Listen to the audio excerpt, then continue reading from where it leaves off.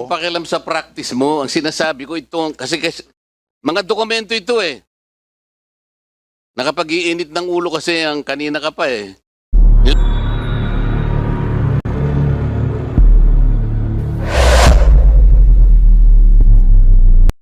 Questions for Mr. George Carino, Mr. Chair. Nasaan po kayo, Mr. Carino? Kayo po yung Sangguniang Bayan Secretary. Opo, Your Honor. Dito po sa calendar of business ninyo, dated January 14, 2020, sinabi nyo rito, kaya in-include po ninyo itong resolution nito because certified urgent under the office of the mayor. Opo, Your Tama? Honor. Opo, Your Honor. So kanina sinasabi mo, wala namang certified urgent letter ang mayor. Bakit mo nilagay sa calendar of business on January 14, 2020? Yung pong certification itself wala po sa office ko. But Kaya nga, bakit mo nilagay nga na certified urgent from the office of the mayor? Wala naman pala. So this is misleading. yun po ang banggit ng presiding officer during that time. Bakit sa akin. hindi mo sinabi certified urgent per advice of the presiding officer? Your Honor, please. Hindi nga, para nga sigurado ka. Yung pala yung pinangangatawanan mo eh. Opo. Bakit hindi mo nilagay certified urgent per advice of the presiding officer? Actually po yun ang matagal na naming practice. Pag sinabi po ng membro... Wala akong pakialam sa practice mo. Ang sinasabi ko ito, kasi mga dokumento ito eh. Nakapag-iinit ng ulo kasi ang kanina ka pa eh. Minutes ito eh. Calendar of business, sinabi mo certified urgent from the office of the mayor. Hindi pala totoo. So niloko mo na yung Sangguniang Bayan. Tama. Pati kami, niloloko mo rito.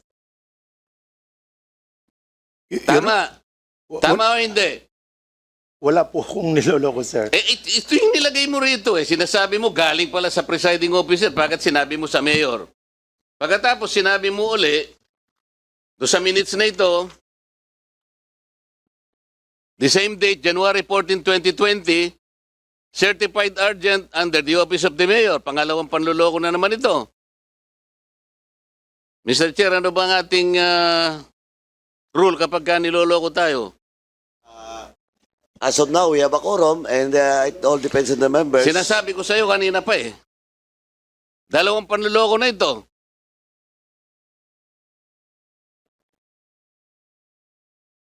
Sagot. Anong gusto mo sabihin? Ayon po dito sa certification, Your Honor, please. Hindi nga. Ang Okay? Sa agenda mo, sabi mo, certified urgent from the mayor. Hindi totoo. Galing pala sa presiding officer. Pagkatapos sa minutes of the meeting, certified urgent from the office of the mayor, hindi rin totoo. Pagkatapos nagbigay ka ngayon ng certification, pangatlo. Ito ngayon lang, binigay mo sa amin. Certified urgent coming from the office of the mayor. Pangatlo na to, Mr. Chair. Anong gagawin natin sa taong ito? Gusto ko sana kitang tanungin pero ayaw ko nang maniwala sa iyo eh. May I answer, Your Honor? Please. Oh. Opo. Ang banggit po sa akin ng presiding officer during that time, certified urgent yan under the office of the mayor. Kaya nga kinocover mo si mayor eh. Tingnan mo. Under the office of the mayor po ang sinasabi Kaya nga ko. kinocover mo siya. Ito, January 14, gumawa na kayo ng ordinance. Isipin mo, Mr. Chair, in agenda ng January 14, kinover ng minutes ng January 14, January 14 pa rin ang ordinance. Sa isang araw, kaya nga merong urgency. Pero wala kang nakitang urgency sa office ng mayor. Sinasabi mo, did you advise the mayor when you prepared the agenda that your presiding officer informed you that it's certified urgent from the mayor? Did you call the mayor that it was certified urgent? Your Honor, please, ako po SB secretary lang po. Tinatanong nga kita kung ano lang tinanong po mo. kung ano lang po ang sasabihin ng mga bosses natin, hindi ko po may tatanong sa kanila kung nasaan yung in respect to them, Your Honor. Sila po, yung pong Hindi Vice ko Mayor, sinasabi ang respeto dito. Mamaya na yung respeto. Ang sinasabi ko, tinawagan mo man lang si Mayor, tinext mo si Mayor. Mayor, totoo po bang certified urgent ito? Sinabi mo ba? hindi po, Your Honor, naniniwala lang po ako dun sa banggit ng presiding officer during that time. Yun lang po ang, natural po, hindi ko naman po tatanungin, wala po, it's outside the authority of the SB Secretary to disagree with the Vice Mayor or any member of the Council whether totoo po ang presentation nila So sa you akin. follow your bosses blindly? Honestly, kung ano po No, ang no, no, no. Do you follow your bosses blindly? out of respect, yes, Your Honor. Out of respect? Opo, opo. Kasi po, hindi ko So makukwestiyon. pwede kang magbulag-bulagan dahil sa pagrespeto mo sa kanila? I stand on the, Kaya nga. So pwede kang makulong, di ba? Sapagkat pinagsinungalingan mo kami 3 beses. I hope, Sa Biblia, nung tinanong si Apostol Pedro 3 beses na tumilaok ang manok, baka ganyan ang mangyari sa'yo. So magsasabi ka na ba ng totoo o hindi? Your Honor, please, yun po, ang lahat po ng sinasabi ko dito ay totoo because I am under Okay, oath, so Your totoo rin that there are at least 12 requirements na dapat sana ay kinuha nyo muna bago kayo nakagawa ng land conversion. Ang mga ito ay marami ito, pero ang 3 pinaka-importante, certification from the Department of Environment and Natural Resources stating that the land is classified as alienable and disposable. Certification from the Department of Agriculture as the total area of existing agricultural sugar lands. Certification from the Department of Agrarian Reform indicating that such lands are not distributed or covered by notice of valuation and CARP, blah, blah, blah. 12 po ang iba pang mga requirements. Kahit na wala itong requirements na ito, na-reclassify po ninyo yung lupa nung mag-asawang Lilibet Anicete at Fernando Anicete. Tama po. as per record, Your Honor, tama po, based on the So minutes sa of- mga tweet, kahit wala pong requirements, ganun po kabilis sa loob ng isang araw lamang sa kabila ng pagtatanggi mo na walang letter of urgency. Malinaw dito na binilisan po ninyo yung paggagawa ng resolution para lamang may sakatuparan ninyo yung land conversion kahit na walang necessary documents required by law. Tama po. Sir, yung Tama po. Opo, opo. Ayun, Mr. Chair, tingnan mo itong mga...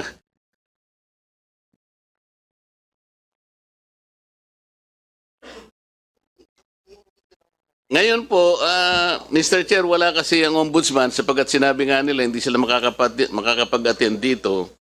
Pero ang original charge po kasi kay Mayor, gross neglect of duty at saka grave misconduct under Section 3E, Republic Act 3019, Anti-Graft and Corrupt Practices po ito. Ngayon, gusto ko po sanang itanong, with all due respect sa ombudsman, bakit po nung mapatawan po siya ng 6-month suspension,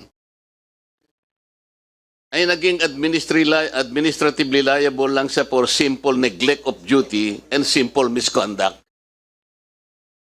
Ito sana yung, kaya po tayo dumidinig dito, Mr. Chair, sapagkat Anyway, tinanggap na po na there are 12 requirements necessary for them to evaluate whether or not they will reclassify the land, pero wala, inamin po nila. Bakit po kaya simple neglect of duty and simple misconduct lang ang naipataw ng ombudsman? Siguro bibisitahin po natin siguro, Mr. Chair, sa mga susunod na araw, baka pwede nating isuggest na i-amend natin ang charter ng ombudsman. anyway, Congressman Marcoleta, your point is duly noted and we'll write a letter to Office of the Ombudsman with regards to that. And actually, question of the issue with regards to reclassification, ito din pong nangyari doon sa Mexico, Pampanga. Yung mga conversion ng lupa na walang specific requirements. And in fact, in this issue with regards to the mga Aron property, may sulat po dito, we have just received a letter coming from the Department of Agrarian Reform and DNR na indeed wala ngang certificate of conversion. So it confirms the allegation, Kong Dante. Please proceed. Ang binabanggit ko po, I'm referring to Section 60, Chapter 4 po ng Disciplinary Action. Ito po sa Charter ng Ombudsman, Mr. Chair. Nasa pagdidisiplina pala ng elective local officials, ay hindi lamang suspension, kasama po yung removal from office on any of the following grounds, ano? Dishonesty, abuse of authority. Ito po, sa tingin ko po, higit pa rito yung nangyari ngayon. Ngayon, meron po bang representative ang Sangguniang Panlalawigan, Mr. Chair? Please, Attorney Canlas. Ipindot to. Magandang umaga po sa inyo lahat. Attorney Canlas, yes, sir. are you familiar with DILG Opinion number 22, series of 2020? I'm very familiar, sir, but if you could refresh my memory. Ang date po nito ay January 31, 2020. I'm not really familiar, sir. Ito po kasing circular na to, sa legal na opinion na ito po kasi, binabanggit, Mr. Chair, na yung pong probinsya ng Pampanga ay gumawa ng Memorandum Circular number 54, series of 1993, which is in connection with Section 20 of Republic Act 7160, na kung saan po ay ang Sangguniang Panglalawigan po may either approve or disapprove an application or for reclassification of agricultural lands. Halimbawa po, when the land ceases to be economically feasible and sound for agricultural purposes as determined by the Department of Agriculture. O kaya po naman where the land shall have substantially greater economic value. With these parameters, sir, maaari po ninyong tingnan, balikan nyo uli itong ginawa ng munisipyo ng San Simon. Base po rito sa parametro ng binabanggit ko pong dokumento sa inyo. Yes, sir. We will check our record, sir, if that ordinance is in compliance with that DILG opinion with respect to land reclassification. Thank you. Kanina po, Mr. Chair, ay nabanggit nga yung anomalous land purchases sa expansion po ng munisipyo ng San Simon, na kung saan dito ay nasuspinde pala si Mayor Abundio Punsalan ng 6 months, pero May 2020 pa po ito, so matagal na ito. Ang violation niya po rito, again, is grave misconduct. In charges po niya, gross negligence and gross dereliction of duty and grave abuse of authority under Section 660 of the Local Government Code. Ito po yung gusto sana nating i-refer sa Ombudsman, Mr. Chair, sapagkat dito maliwanag na naman, yung background po nito ay illegal use and disbursement of public funds. Ito po yung 45 million pesos. Yung lote po na binili ng munisipyo ay covered po ng resolution dated February 4, 2020. Ito, urgent resolution na naman po ito. Puro urgent resolution po ito. Sabi po ni George Carino, Mr. Chair, meron pong kontrata itong pagbabayaran na ito. Tama po ba ito, Mr. Carino? I'm sorry, Your Honor, hindi po ako ang sumagot nun. Ano po? I'm sorry, hindi po ako ang sumagot dun sa whether or not there is a contract pertaining to the purchase of land, Your Honor. Pero kayo po ba yung sanggunian secretary anong panahon na ito'y binili? Opo, Your Honor. So meron po bang kontrata ito? Yung pong contract, hindi ko po, it's in the office of the mayor. O pwede po ba sumagot si Mayor? Mayor, kayo po kasi inasunto rito. Administrative case po na isinampa ng Sangguniang Panlalawigan. Ang sinasabi po rito ay wala po kayong deed of sale. Tama po ba ito? Your Honor, hindi po tama. May kontrata po, may deed of absolute sale po kami. Nai-submit na po ba nyo sa opisina ng COMSEC po ito?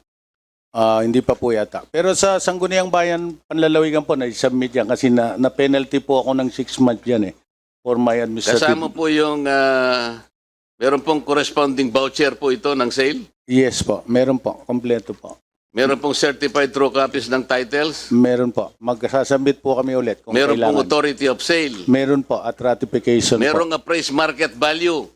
Independent po, hindi po government. Ano po?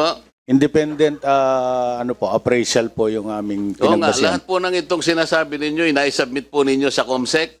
Hindi pa po, hindi pa. Kanino po nyo sinubmit?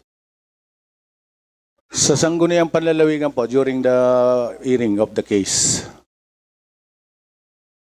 Nandyan po yung Sangguniang Panlalawigan. Sinubmit po lahat ang dokumentong ito na binabanggit natin?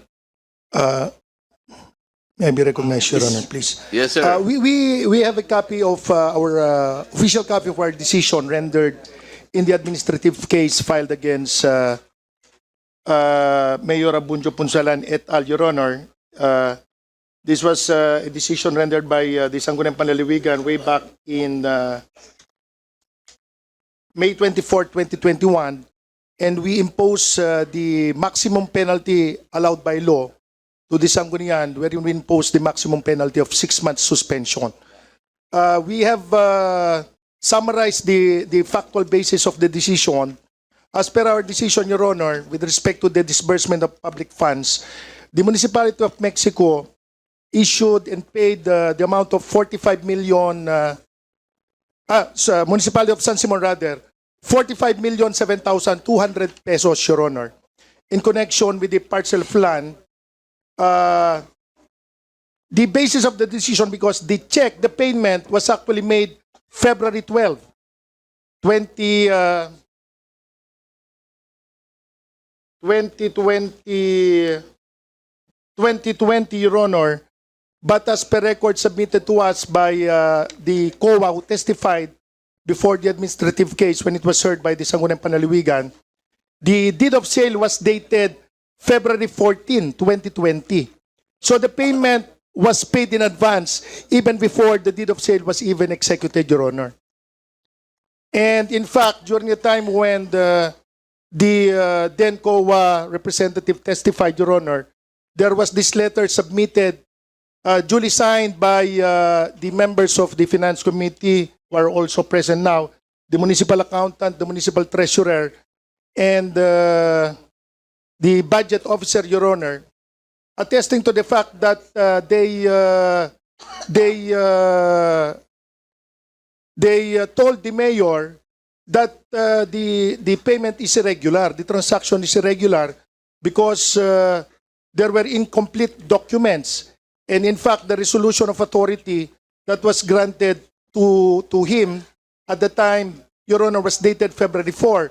But as per provisions of the Local Government Code, unless otherwise included in the ordinance as to the date of effectivity, the effective date of that resolution is 10 days after its enactment. So effectively, the resolution of authority becomes valid only on February 14. But as per the evidence duly proved, Your Honor, the payment and the checks were issued totaling 45 million. The first check for 30 million was issued February 12. The succeeding 3 checks totaling 10,007,200 pesos were issued February 13. But the deed of sale that was presented for audit to the COA was dated February 14, 2020, Your Honor. So payments were made even though there was no existing deed of sale.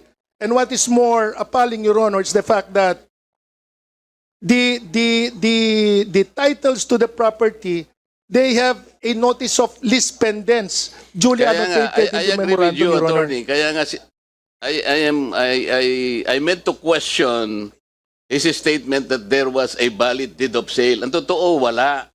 Yes, Kaya Your Honor. nagsisinungaling na naman siya sa ating take note, Mr. Chair. Hindi lamang yon, kahit na mag-produce sila ng deed of sale, hindi po pwede because the deed of sale is between the owner and Mr. Gian Jebi Reyes Lim. Ito pong Gian Reyes Lim has no authority to sell the subject lots. Hindi naman po siya, kasi itong mga binili nilang, tama yung sinasabi nyo, binili nilang mga lupa, are involved in a case pending before the RTC of Macabebe, Pampanga in Branch 54. Yes, Your Honor. Ito po ay pinoprobate pa to sa will ni Artemio Reyes Sr. Hindi Special Proceedings number 05-0534. Ngayon, si Gian Reyes does not appear to be an heir to this probate proceedings. Hindi rin siya administrator. Paano po ibinenta kay Lim yung mga lupa at kahit na ito'y cover pa ng deed of sale, hindi tama, mali din, hindi ba, attorney? Yes, Your Honor. At pagkatapos, ang gusto kong itanong sa'yo, kagaya ng sinabi mo, totoo lahat yon, puro mali ang kanilang mga ginawa at mga patakaran nila, kaya nga po yung charge nila, grave misconduct in office, gross negligence in the performance of official duties, and gross dereliction of duty. Ngayon po, ang tinatanong ko, kung anong opinion mo, if we talk about Section 20 of the Local Government Code, po pwede naman kasing removal from office eh. Bakit po ang ginawa ng local government ng Pampanga ay 6 months suspension? Anyway, Attorney, no? Yes, Your Honor. Indulgence Attorney and Congressman Marcoleta, before you proceed and answer the query of Congressman Marcoleta, let me acknowledge the presence of the good Congressman Cyril Sidugo, representing APIC Party List. Thank you. Please proceed, Attorney. Yes, Your Honor. The committee would have wanted, Your Honor, trying the case to impose the maximum penalty of removal from office. But under present jurisdiction, jurisprudence, Your Honor, we are only allowed to impose the maximum penalty of 6 months, Your Honor. That's why our hands are tied with respect to the maximum penalty of 6 months, Your Honor. Anong jurisprudence ang sinasabi mo, attorney? I cannot just have the exact exact citation, Your Honor, but we do not have the Well, the authority. citation cannot be clearer than Section 60 of the Local Government Code. Ito supposedly, Your sinasabi Honor. nyo. We agree, Your Honor, but our hands are tied with that there was this decision with respect to the maximum penalty imposable, Your Honor. Eh kasi po In the next ulit-ulit na to eh. hearing, I can. Tingnan po ninyo, nag-reclassify sila. Walang requirements. Kahit isa. Yes, Your Honor. Dito, bumili sila ng lupa, litigated pa under probate, at hindi naman kasangkot yung binayaran nila ng 45 million. Hindi pa po nyo na-appreciate itong nakalagay rito. Removal from office, Section 60, ang sinasabi po rito, abuse of authority is one of the grounds. Yes, Your Honor. I perfectly agree with you, Your Honor. But we are constrained by existing jurisprudence, Your Honor. I can cite the jurisprudence, but not today because I have to check the exact citation, Your Honor. At sinasabi niya, you were limited only to 6 months? Yes, Your Honor. Local governments, the Sangguniang Panlalawigan. Baka naman yung kaso na yun is not on all force with No, Your dito Honor. po sa kasong pinag-uusapan natin ngayon. Baka hindi naman kapareho. Baka yun naman hindi Yes, ganito. hopefully that through this committee that could be clarified as well, Your Honor, so that as in the local government units over which we have administrative disciplinary powers, Your Honor, can be cleared as to really the extent of the penalty that we could impose on the erring public officials, Your Honor. Anyway, Attorney, the query of Congressman Marcoleta was addressed to the governor's office sa inyo po. Yes, Your And you promised that in the next hearing you will explain with regards to Yes, the Your Honor. jurisprudence Yes, Your that you're Honor. mentioning. Yes, Your So Honor. anyway, Can we furnish the committee Yeah, yeah, copies yeah, of so that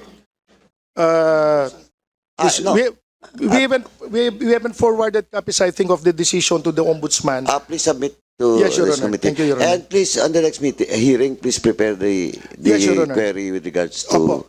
issue of jurisprudence. dun Yes, Your sa Honor. Penalties. Opo. Congressman Marcoleta, are you done? Pagbigyan ko na muna yung mga Okay. ibang kasama Yes. natin. Before, the next to interpret is Congressman Chairman Dan Fernandez, but before you, may manifestation lang po si Madam Jimmy. Please proceed, ma'am. Related to an earlier statement, remark by Congressman Marcoleta, who, by the way, his party list was #1 in Lubao. So we are friends. Okay, related to his earlier statement that that the ombudsman only suspended the mayor. And instead of calling and change or what they call it, reviewing the charter of the ombudsman, which might really not be very productive in the end, because I don't think it will really pass in Congress. Then why don't, so since the ombudsman is waiting for us to submit something, then what we can submit after this hearing is an opinion that the penalty they have imposed is too light from the point of view of the committee, so that we are productive and not keep asking the same questions and badgering the resource persons. I'm after results. So I don't know if anybody, because Marcoleta left already. I don't know if anybody would like to make a motion that in the opinion or in the that in the opinion of this committee, the penalty is too light. I agree with the opinion of former President GMA that after this hearing, of course, somebody has to move and duly approved by the whole body. Para po next hearing, at least may i-report tayo na sinulatan ni Ombudsman. In fact, and that includes the DLG, ma'am. Sama na natin, no? Yes, they have yung- to ask them to produce the opinion that limits their power. I don't know if Congressman Ordanes would like to make the motion because he's the one who filed the motion to inquire in the first place. Chairman Pong, will you make the motion?